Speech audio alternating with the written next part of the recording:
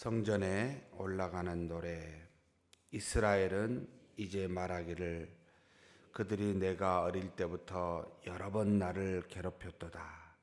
그들이 내가 어릴 때부터 여러 번 나를 괴롭혔으나 나를 이기지 못하였도다. 밭가는 자들이 내 등을 갈아 그 고랑을 길게 지었도다. 여호와께서는 의로사 악인들의 줄을 끊으셨도다. 무릇 시온을 미워하는 자들은 수치를 당하여 물러갈지어다. 그들은 지붕의 풀과 같을지어다. 그것은 자라기 전에 마르는 것이라. 이런 것은 베는 자의 손과 묶는 자의 품에 차지 아니하나니 지나가는 자들도 여호와의 복이 너희에게 있을지어다 하거나 우리가 여호와의 이름으로 너희에게 축복한다 하지 아니하느니라. 아멘. 이 시편도 계속해서 성전에 올라가는 노래, 곧 하나님을 향하여 나아갈 때 부르는 노래.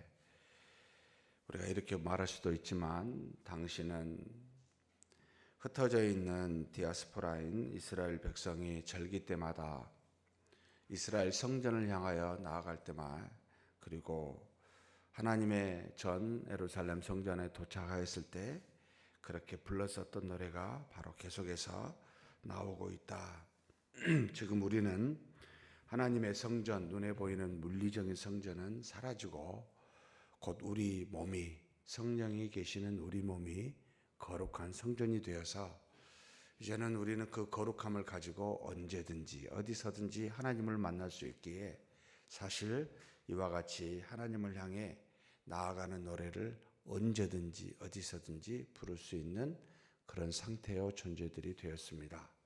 그래서 지금 있는 우리가 이 시편의 노래를 우리 자신한테 빗대어서 생각해 보면 많은 은혜가 됩니다.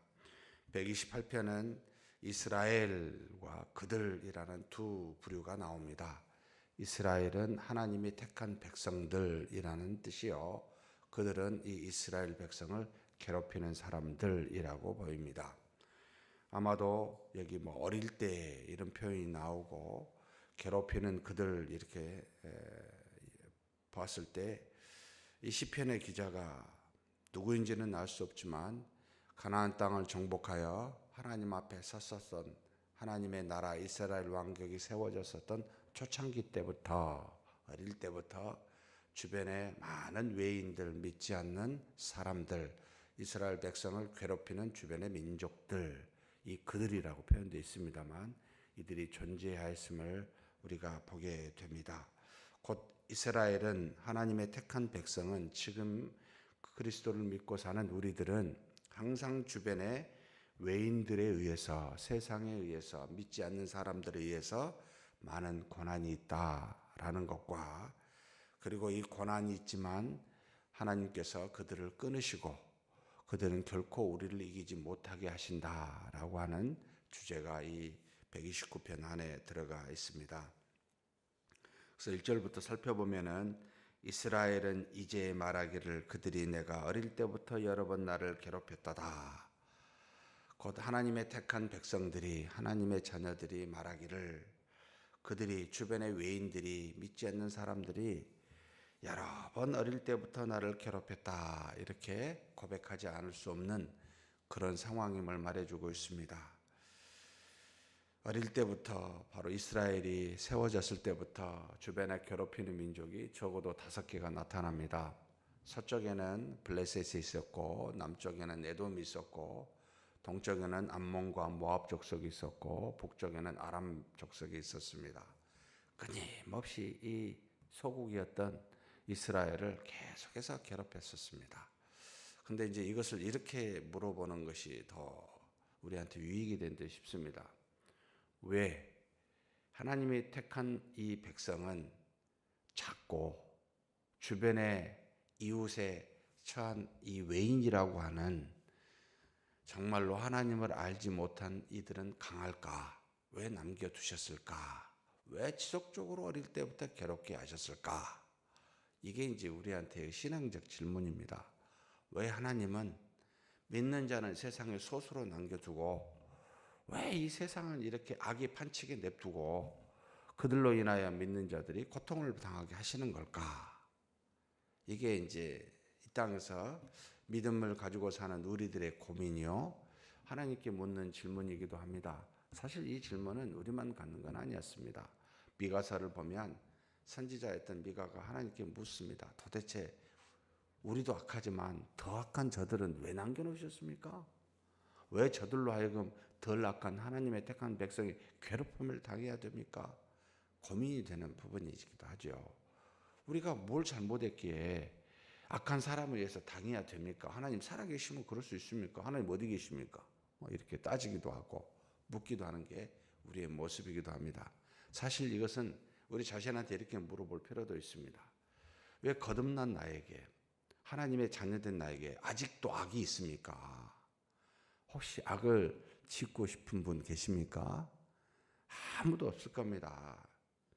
믿지 않는 사람도 그런데 믿는 사람은 더더욱 없지요. 하나님을 알고 썩어질 것이 무엇인지를 아는 우리가, 그리고 악이 무엇이요, 악이 어디서부터 나오는지 아는 우리가 왜 아직도 내 안에 이런 게 남아 있습니까? 성령의 하나님이 내 안에 계시는데 이런 질문을 할 때마다 여러분은 어떻게 답을 하신가요?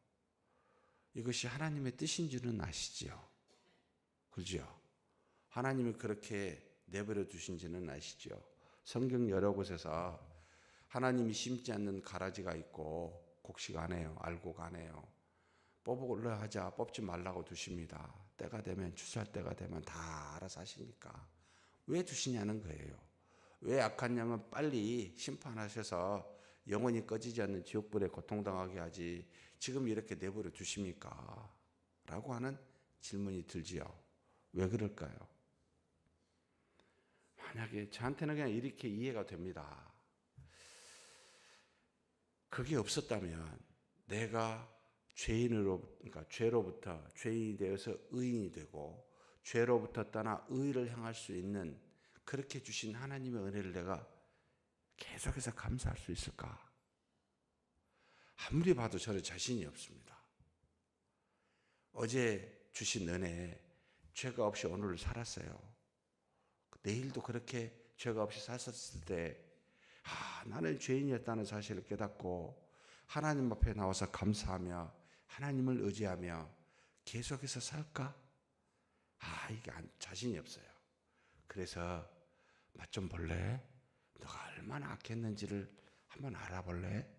너는 지속적으로 하나님 앞에 나와 기도하며 믿음으로 살아야 되는 것이 세상의 최고의 행복인지를 너는 좀 알아볼래? 계속 저한테 주시는 거 아닌가? 이런 생각이 듭니다. 이스라엘 백성에게 최대의 복은 하나님이 약속한 가나안 땅을 정복해서 그곳에 살게 한 게 아니고요. 가나안 땅에서 살게 하는 하나님을 믿게 하는 것이 최고의 복이었구나. 하나님이 우리에게 복을 주시는 것은 그 복에 대한 결과가 중요한 게 아니고요. 그 복을 주시는 하나님이 계심을 알고 그분을 믿게 하는 것이 최고의 복이었구나. 결국 이 땅에서 주님 부르시는 그날까지 가는 동안 나한테 최고의 복이 뭐냐면 하나님 살아계시다는 것, 그분만 믿고 의지하는 것. 결국 주신 은혜는 믿지 말라는 겁니다. 의지하지 말라는 겁니다. 은혜를 주시는 하나님을 의지하라는 거였습니다. 가나안 땅에 살면서 가나안 땅, 젖과 꿀이 흐르는 땅 좀 살아보십시오. 그게 도움이 되나? 금방 잊어버립니다. 은혜들은 하루에 족합니다. 하루면 그냥 금방 잊어버립니다. 그러니까 계속해서 믿게 하려고 하나님이 나한테 까시려 주시는구나. 세상에 많은 악한 자들을 악을 남겨놓고 나로 하여금 지속적으로 하나님 앞에 나오게 하는구나. 그 악이 없다면 내가 하나님을 처음은 감사할지 몰라도 계속 감사는 못하겠구나. 이런 생각이 듭니다. 그래서 이 어릴 때부터 이스라엘을 괴롭히도록 남겨놓으셨습니다. 왜요? 여러분, 빛은 언제 강합니까? 어두울 때요. 선명해집니다. 그래, 이게 빛이다. 이게 하나님이시다. 그래서 밤에 오셨구나. 하나님은 많은 사람이 아는 낮에 오신 게 아니구나. 하나님께서 이 땅에 오실 때 여러분 죄악 중에 오셨구나. 그래서 이런 생각이 들어요. 가장 악할 때 주님 오실 날이 그때가 되겠구나. 가장 힘들 때 하나님이 우리에게 응답하시겠구나. 가장 바닥에 갔었을 때 그때 하나님의 살아계심을 내가 알겠구나. 이런 생각을 하게 합니다. 그래, 왜냐하면 그 생각하게 하고 그렇게 믿게 하는 것이 최고의 복이기 때문에 그렇습니다. 나머지는 쓰시는 도구에 불과합니다. 의의 도구냐 선의 도구일 뿐입니다. 그래서 전도서에 했던 솔로몬이 피차 일반이다 이거예요. 결국 다 썩어지고 없어져 버리는 것들이라는 겁니다. 세상에 수많은 것들도요 결국은 다 사라져 버리고 우리가 이 땅에 누리는 은혜라고 하는 것도 사라져 버립니다. 결국 남는 것은 하나님과 우리와 하나님이 예비하셨던 하나님의 나라만, 그리고 이 말씀만 영원이라는 표현을 쓰고 있습니다. 어떤 것도 없습니다. 그렇다면 빨리 깨우쳐야 되겠다. 내 기준이, 신앙의 기준이 무엇인지 빨리 깨우쳐야 되겠다. 내가 일희일비하지 말아야 되겠다. 눈에 보이는 것으로는 하나님 때문에 슬퍼하고 하나님 때문에 기뻐하고 하나님 때문에 괴로워할 줄도 알아야 되겠구나. 이게 진짜 신앙인이구나. 이런 생각을 하게 합니다. 그래서 어렸을 때부터 하나님께서 그 악을 두어서 괴롭게 했습니다. 그런데 놀랍게도 이 괴롭힘은 우리를 이길 수 있었습니까? 2절 끝에 보면은요, 나를 이기지 못하였도다. 주변의 5대 강국이 지속적으로 괴롭혔습니다. 그러나 한 번도 이기지 못합니다. 이겼다고 했었던 바벨론에 의해서 586년에 멸망을 당했지만 에레미야 선지자의 말씀처럼 수르바벨에 의해서 516년에 다시 제2의 성전이 건설되잖아요. 결국 70년 동안 나라를 이었지만 회복해 하십니다. 나라의 회복보다는 하나님의 전 신앙을 회복해 하신 겁니다. 여러분, 잠깐 동안 세상이 우리를 이긴다고 보일지 모르지만 예수님한테도 그것은 3일, 정확하게 말하면 3일도 안 됩니다. 시간으로 계산하면 38시간 정도밖에 안 됩니다. 이 시간만 세상이 이긴 것처럼 보여요. 예수님 십자가에 죽으시고 부활하실 그 잠깐의 어둠의 시간. 그런데 여러분, 그 뒤는 영원히 삽니다. 이길 수가 없다 이 말입니다. 어떻게 종이 주인을 이길 수 있습니까? 어떻게 하갈의 아들인 이스마엘이 이삭을 대신하여 하나님의 나라를 상속받을 수 있습니까? 안 됩니다. 절대 세상은 우리를 이길 수가 없습니다. 이건 불변의 진리죠. 그런데 무슨 역할을 해요? 괴롭힘의 역할을 해요. 괴로워요. 힘들어요. 왜요? 기도하라고, 믿으라고, 하나님 앞에 나오라고 주신 것들입니다. 그러면서 뭐라고 그들을 이야기합니까? 그들이 밭가는 자들이 마치 고랑을 내듯이 내 등에 갈아서 고랑을 냅니다. 아픕니까? 안 아픕니까? 정말 아프지요. 힘들게 합니다.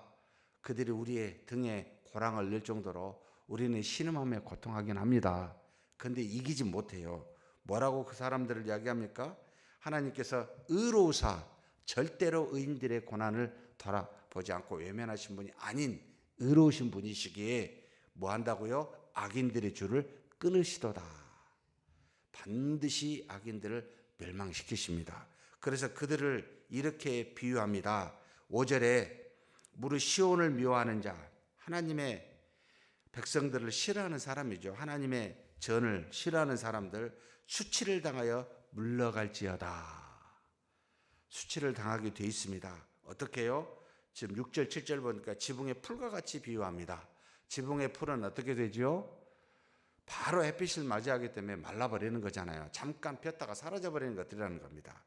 그처럼 그들은 금방 없어질 존재들입니다. 또 뭐라고 7절에 표현합니까? 하나님께서 알곡은 추수할 일꾼이 베어서 그 알곡을 저장하는데, 여러분 세상은 베는 자의 손과 묶는 자의 품에 결코 차지 아니하리라. 하나님의 손안에 있을 존재들이 아니라는 겁니다. 하나님의 영원한 나라에 품을 존재들이 아니라는 겁니다. 그래서 여호와의 복이 그들에게 있겠습니까? 누구도 그렇게 말하지 않을 뿐만 아니라 믿는 우리가 그들을 향하여 너희에게 축복이 있을지어다고 말할 것 같습니까? 절대로 그렇지 않다는 겁니다. 우리만, 하나님의 택한 믿음의 사람들만 여호와의 복이 있고 우리가 축복할 수가 있습니다. 사랑하는 성도 여러분, 괴로움은 있습니다만 이기지는 못합니다. 그들이. 그 괴로움을 그러면 어떻게 해요? 하나님 앞에 나아가는 하나님이 쓰시는 매다라고 생각하십시다. 그 도구다 생각하고 하나님이 주신 매니 사랑하는 자를 때리셨구나. 나를 하나님 앞에 굴복시키도록 교만하지 아니하고 기도하도록 부르셨구나. 그래서 육신이 연약하게 하기도 하고 가정의 어려움을 때로는 주기도 하고 또는 여러 가지 주변의 아픔을 통해서 내가 하나님 앞에 굴복하여 기도하게 하시는구나. 그렇게 생각하고 그리 생각하면 무슨 기도가 되죠? 감사가 됩니다. 하나님이 나와 함께 하심으로 나를 선과 의를 죄와 악을 다 깨닫고 분별하여 하나님 앞에서 믿음으로 살게 하시는구나. 그렇게 생각하고 사는 오늘 성탄절이 되기를 주의 이름으로 축복합니다. 하나님 아버지 감사합니다. 우리가 이 땅에 태어날 때부터 주님을 믿기 시작할 때부터 세상은 우리를 향하여 외인들은 우리를 향하여 끊임없이 괴롭히고 시련을 악으로 우리를 시험하는 그와 같은 고난을 우리가 당하고 사는 것을 주께서 아십니다. 하나님이 이와 같이 외인을 두고 악을 이 땅에 믿음의 사람들 주변에 두신 이유가 세상을 의지하지 말고 썩어질 걸 바라보지 말고 우리의 연약함과 악함이 무엇인지를 깨달아 하나님 앞에 엎드리도록 하는 기도하고 믿음으로 살도록 하는 수단인 줄 믿사오니 하나님 그런 것을 보거든 시련을 당하거든 하나님 앞에 나와 기도하는 우리가 되게 하여 주옵소서. 우리를 인도하시는 하나님만 바라보는 믿음의 자리에 설 수 있게 하여 주시옵소서. 그래서 하나님 이 땅에 나머지 살아가는 동안도 괴로움이 있고 아픔이 있다 할지라도 비록 우리 등에 고난과 같은 고난과 역경이 있다 할지라도 이제는 살아계신 하나님만 믿고 그 하나님께만 감사하며 그 하나님께만 영광 돌릴 수 있는 우리의 복된 걸음 되게 하여 주시옵소서. 우리가 압니다. 저들이 결코 우리를 이길 수 없고 저들은 금방 왔다 사라지는 풀과 같은 존재이며 하나님께서 품을 수 없는 그와 같은 존재임을 우리가 아오니 우리는 하나님의 자녀로 복된 자녀로 영원히 사는 존재인 줄 우리는 아오니 하나님 그날을 바라보며 오늘을 참고 인내하며 감사하며 하나님께 영광을 돌릴 때 하나님께서 악인의 줄을 끊으시고 우리를 회복하사 기쁨과 평안으로 우리를 품어 주시옵소서. 인도하심을 믿사옵고 우리 주님 예수님의 이름으로 기도하옵나이다. 아멘.